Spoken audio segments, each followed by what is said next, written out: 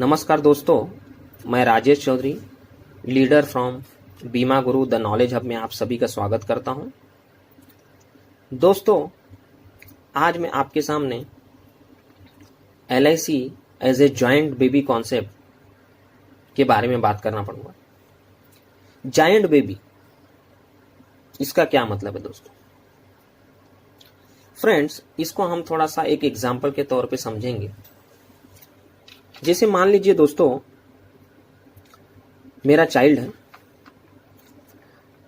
और हर पेरेंट्स का एक कर्तव्य होता है कि जब भी उसके घर में बच्चा जन्म लेता है तब से लेकर जब तक वो मेजर नहीं बन जाता, मैच्योर नहीं हो जाता, 18 साल, 20 साल, 25 साल, जब तक पेरेंट्स को लगता है तब तक पेरेंट्स उसके एक्सपेंसेस, उसकी ज़रूरतें, उसके सपने के पीछे निस्वार्थ भाव से एक्सपेंस करते रहते हैं। हालांकि उसके बाद भी करते रहते हैं, लेकिन ऐसे मैच्योर होने के बाद बच्चा अगर समझदार है तो वो खुद इन सब चीज़ों के बारे में सोचने लगता है और अपने पेरेंट्स को रिलैक्स करवा देता है। फ्रेंड्स, एक एग्जाम्पल लेते हैं। मान लीजिए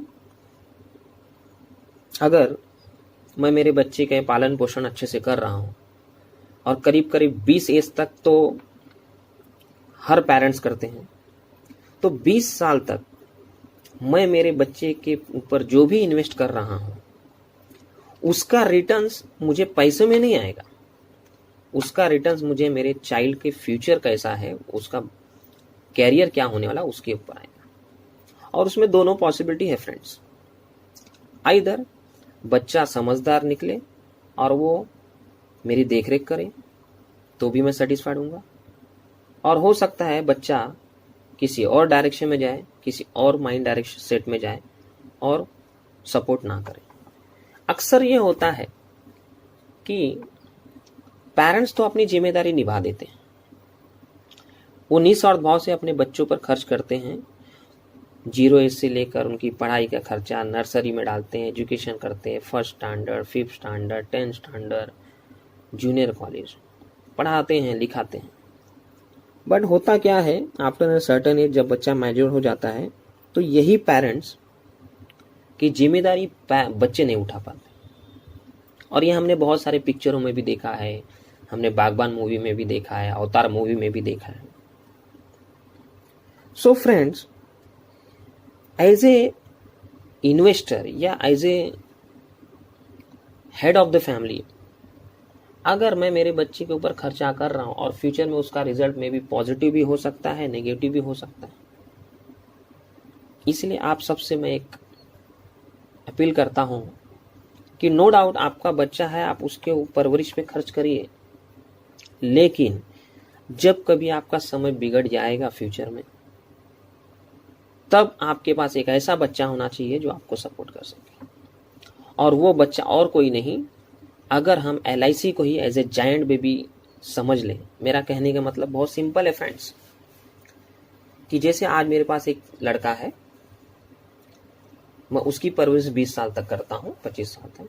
वैसे अगर आज मैंने एक LIC की पॉलिसी ले ली और उस LIC पॉलिसी को भी मैंने एज ए एडॉप्ट बेबी समझ लिया, तो मैं 20 साल 25 साल अगर उस पॉलिसी को, उस एडॉप्टेड बेबी को के प्रीमियम्स को भी अगर भरता रहूं आज की डेट में रेगुलर, जैसे मैं वो खर्चा मेरे चाइल्ड पे कर रहा हूं, और फ्यूचर में 20 साल 25 साल के बाद अगर मेरे बच्चे ने मुझे सपोर्ट दे दिया तो वेल एंड गुड है फ्रेंड्स। लेकिन अगर नहीं दिया तो जो प्रीमियम मैंने LIC पॉलिसी को दिया, यानी जो बच्चा मैंने गोद लिया LIC की पॉलिसी का, उसकी जो मैच्योरिटी वैल्यू आएगी उससे मेरा रिटायरमेंट मैं मैनेज कर सकता हूँ फ्रेंड्स। इसका मतलब क्या है दोस्तों, कि हमें इस LIC पॉलिसी को सिर्फ पॉलिसी न देखकर अगर उसको अपना बच्चा समझें, उसको एडॉप्टेड चाइल्ड समझें और उसकी उसी तरह से सेवा करें 20 साल 25 साल तक, जैसे हम अपने बच्चे की करते हैं, तो हो सकता है अपना बच्चा हमें धोखा दे, लेकिन LIC की पॉलिसी जो है दोस्तों, वो आपको कभी धोखा नहीं देगी और आपको उस पीरियड में काम आएगी उसकी पैसे, जिस पीरियड में आपको उसकी सबसे ज़्यादा ज़रूरत है। सो दोस्तों, इस LIC पॉलिसी को अगर हम लोग एक जायंट बेबी कॉन्सेप्ट समझाएंगे लोगों को, तो मेरी एश्योरिटी है कि हर परिवार में लोग LIC को अपना बच्चे की तरह समझेंगे और आपसे पॉलिसी लेंगे।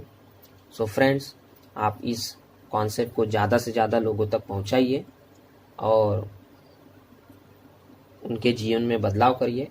इसी आशा के साथ मैं आपका अपना राजेश चौधरी आपसे विदा लेता हूं। फिर मिलूँगा कुछ और नए कॉन्सेप्ट के साथ। तब तक के लिए ऑल द बेस्ट। धन्यवाद।